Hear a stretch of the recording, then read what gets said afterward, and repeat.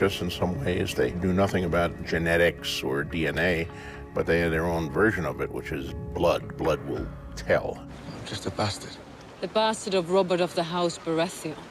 The grand maker of bastards in the Seven Kingdoms is Robert Baratheon.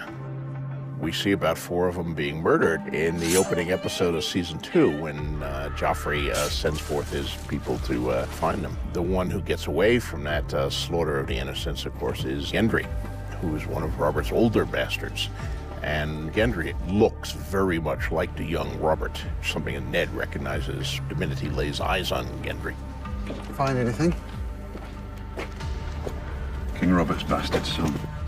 Westeros, of course, has a very strong class structure. The small folk, as they're called, they probably produce just as many bastards, if not more, as the noble classes, but they don't have any surnames.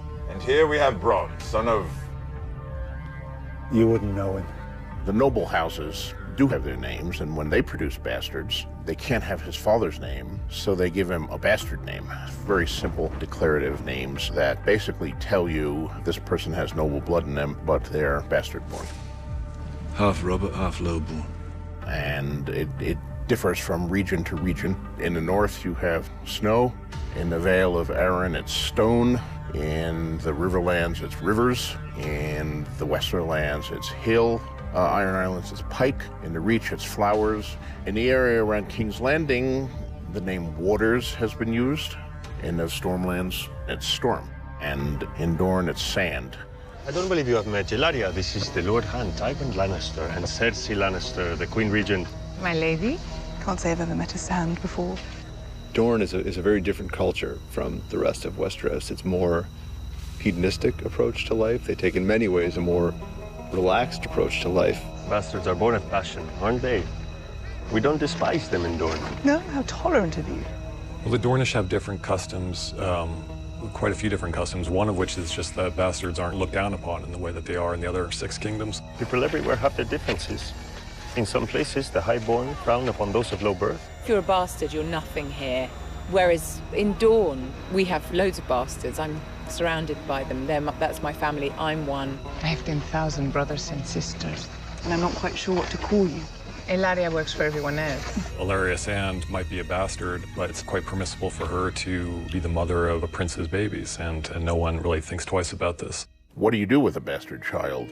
Every house does something different. Some will raise the bastard child as a member of the family, but the bastard child has no inheritance rights. A bastard boy with nothing to inherit, off to join the ancient order of the Night's Watch. A lot of bastards do gravitate to the wall. Jon Snow is not the only one up there by any means. Well, they're always welcome on the wall.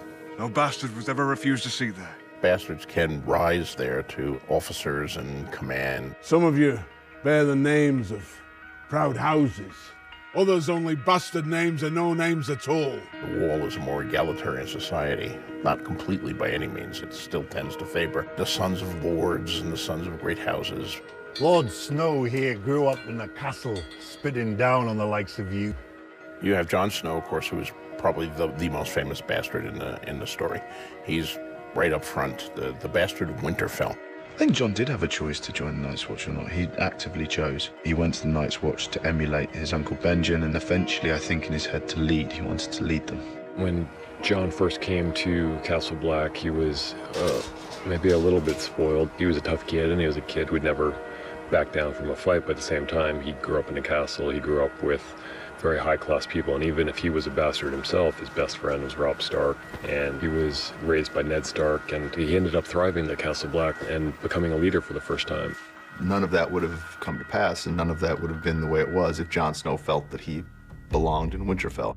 Jon Snow's second-class citizenship and Ramsay Snow's second-class citizenship, I mean, these are major kind of driving forces in the story. Father, welcome home. Walder, this is Ramsay Snow, my bastard. Ramsay Snow is a bastard son of Roose Bolton. Ramsay grew up knowing he was a lord's son, but completely disinherited, not part of the castle life, just living with his mother. But when Roose Bolton's son died, he was all that Roose had left. So there's a tremendous amount of anger and resentment. I mean, Ramsay has a problematic relationship with his father. think psychopaths often have problematic relationships with their father? My mother taught me not to throw stones at cripples, but my father taught me to aim for their head. But his main goal in his life would be to be given the acknowledgement and respect of his father that he's been denied as a bastard his entire life. He hates being a bastard. You little bastard. And he wants to be legitimate, and he wants to kind of impress his father. That's the only thing, I think, that he wants more than just inflicting pain on people. The relationship between Roose and Ramsay is in some ways a dark counterpoint to the relationship between Ned Stark and Jon Snow.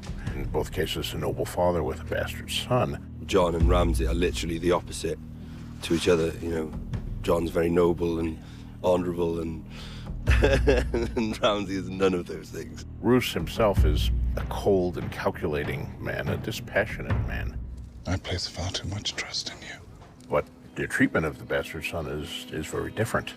Ned keeps Jon Snow at Winterfell, and he's raised with Robb and Bran. He's, for all practical purposes, he's one of Ned's sons. You are a Stark. You might not have my name, but you have my blood. Ramsay gets nothing from Roose. The flayed man is on our banners.